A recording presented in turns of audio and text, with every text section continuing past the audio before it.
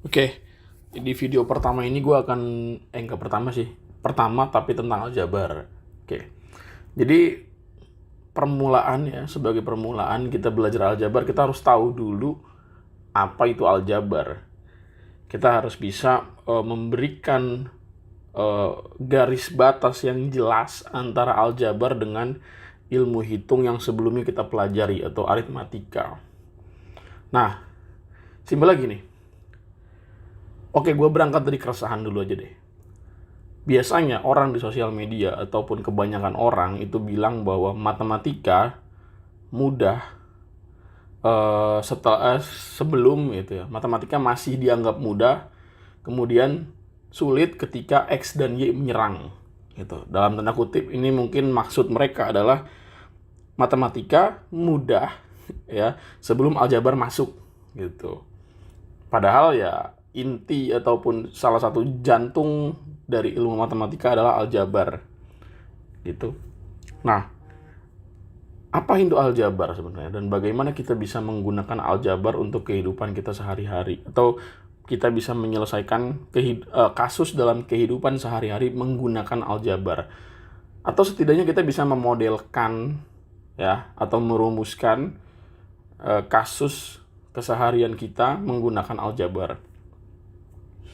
Misalnya gini, ketika kita sedang berada di warung bakso, ya misal atau kita makan apapun ya, makan apapun di restoran, ya kita makan di warung bakso lah ya, oke lah. Kita makan di warung bakso. Misalnya gini, kalian memesan di warung bakso itu 4 porsi bakso komplit seharga let's say Rp15.000. Lalu kemudian memesan 3 gelas es jeruk seharga Rp6.000. Dan kemudian bayar parkir seharga Rp2.000. Nah, ketika kita mau menjumlahkan berapa total uang yang harus kita keluarkan selama kita berada di restoran atau di warung bakso tersebut, ya mudah saja bagi kita, yaitu apa? Tinggal mengalihkan banyaknya bakso yang kita makan dengan apa? Dengan harga per porsinya. Berarti ini 60.000. 60.000. Nah, ini berarti berapa? 18.000. Ini ya tetap tidak ada perubahan sebesar Rp2.000. Nah, kalau kita mau tahu berapa uang yang harus kita keluarkan ya ketika berada di kedai bakso tersebut, ya kita tinggal menjumlahkan ini semua aja. Ya, 18 tambah 2, 20.000 tambah 60 berarti 80.000. Berarti uang yang mesti kita keluarkan adalah Rp80.000. Nah, ini aritmatik sederhana atau ilmu hitung basicnya. Ya. Nah, bagaimana kalau misalkan kasusnya adalah kita nggak tahu berapa harga per porsinya. Ya, ketika kita makan kita nggak tahu harga per porsinya berapa. Tiba-tiba kita hanya disuguhkan selembaran struk bukti pembayaran ya atas banyaknya makanan yang kita makan. Misalnya kita makan 4 bakso dan 3 es jeruk dengan total harga, ya misalkan total harganya adalah 80.000 misalkan gitu. Ya, ini hanya contoh ya, ini kasus yang berbeda tapi konteksnya sama. Ya, misalkan gini, kita disuguhi dengan struk 4 bakso. Ya, kita nggak tahu harga proporsinya berapa. Ya, 4 bakso dengan 3 es jeruk gitu ya. Yang kita nggak tahu harganya berapa. Tahu-tahu tiba-tiba totalnya keluar. Misalkan totalnya adalah Rp70.000 gitu. Terus misalnya berapa lagi? 3 bakso gitu ya. 3 bakso ditambah dengan 2 jeruk itu seharga misalnya ya katakanlah Rp40.000. Nah, kalau kita buat pemodelan matematis seperti ini, yang menjadi kendala adalah penulisannya terlalu panjang, tidak efisien. Ya, kita nggak tahu kan berapa harga per porsinya dari masing-masing bakso dan juga jeruk. Gitu. Nah, penulisan dari model kasus matematik ini itu nggak efisien. Karena apa? Karena kepanjangan. Nah, makanya aljabar di sini hadir untuk memberikan efisiensi pembuatan model matematisnya. Nah, dengan cara apa? Kita mengubah ya barang ataupun item yang belum kita ketahui dengan sesuatu yang kita sebut sebagai variabel. Ya, variabel itu sesuatu yang kita belum tahu nilainya atau kita belum diketahui nilainya berapa. Sehingga bakso dan jeruk boleh saja kita ganti dengan misalnya bakso sebagai X, jeruk sebagai Y. Gitu. Atau bisa juga menggunakan huruf depan dari masing-masing item. Bisa ini jadi B, ini J, ini B, ini J. Terserah. Nggak ada batasan apapun di sini. Nggak ada aturan maksudnya. Nggak ada aturan apapun. Ya kita harus pakai variabel apa senyamannya. Tapi yang paling umum adalah X dan Y. Sehingga kalimat matematis ini bisa kita persingkat dengan apa? Dengan ya udah tinggal kita tuliskan 4X plus 3Y sama dengan 70.000. Nah, ini berarti 3X plus 2Y sama dengan berapa? 40.000. Ini pun masih bisa kita sederhanakan lagi. Dengan apa? Ya udah kita tuliskan total harganya dalam bentuk puluhan ribu. Sehingga bisa kita sederhanakan lagi menjadi 4X plus 3Y sama dengan 7. Nah, keterangannya harus jelas di sini dalam puluhan ribu. Kenapa kok bisa? Karena sama 70.000 dan 40.000. Kita sederhanakan saja, kita persingkat saja.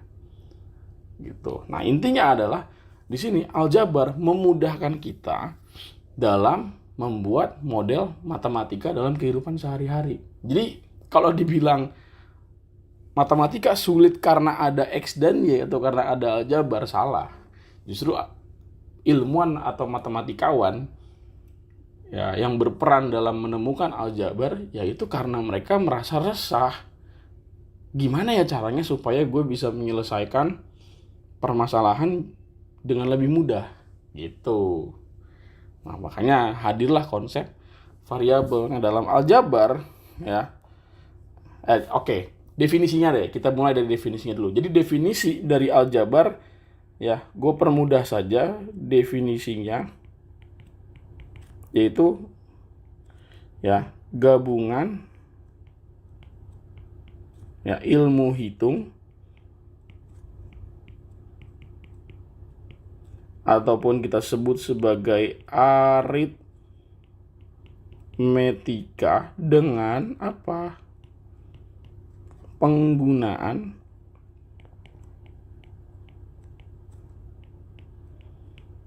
huruf ataupun simbol. Nah, ya. Ilmu hitung atau aritmetika dengan penggunaan huruf atau simbol. Simbol banyak. Ya, ada alfa, beta, gamma, delta, theta. Ya, banyak aljabar menggunakan banyak simbol yang mayoritasnya itu diambil dari angka Romawi. Huruf Latin, ya, huruf Yunani, ya, kayak pi itu kan simbol. Gitu. Simbol dari apa? Nah, nanti kita belajar terkait pi. Itu ya, tapi kita di sini aljabar. Oke.